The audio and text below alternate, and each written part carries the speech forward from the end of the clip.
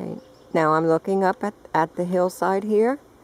It continues on. Some of the daylilies aren't blooming yet, and most of them have started, but there's a good number of late and mid-late daylilies.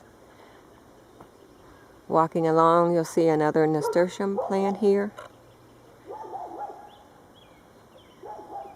This is my little deck and back porch, and again I have more potted plants here.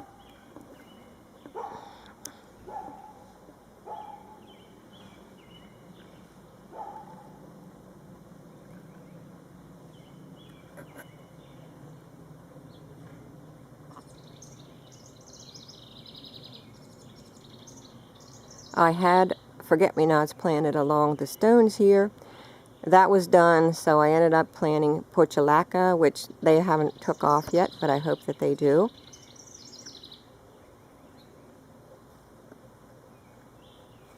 Have hosta planted along the porch here. It's easy. It comes back every year. And over there is another messy area planted in the species daylily and ivy.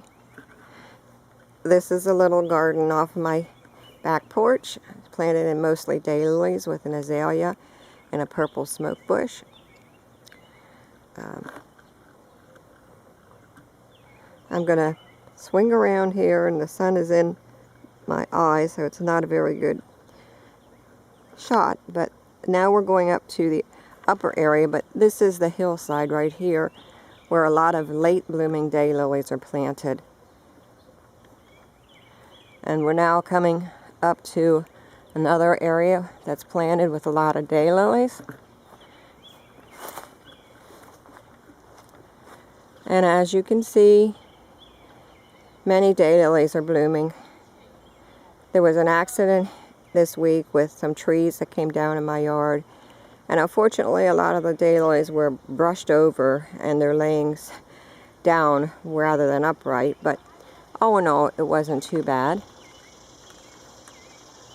You come along here, you see there's all different colors of daylilies, and there's also a couple of species daylilies that I just can't get rid of. The Kwanzaa, I do not want them in here because they just take over.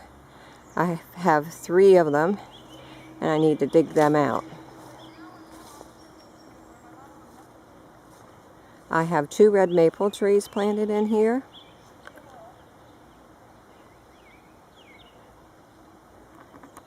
That's a seedling by Don Herr from Lancaster, one he gave me.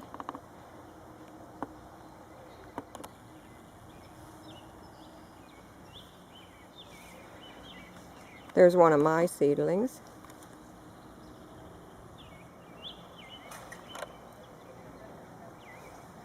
You have a tall brown daylily, brown witch, here. You're not getting the full benefit of the daylilies because it's 7 p.m. at night, but you can still see that there's a lot of color. There's a pink one there with an eye that is really good. That's I Come From a Land Down Under by Joan Charman.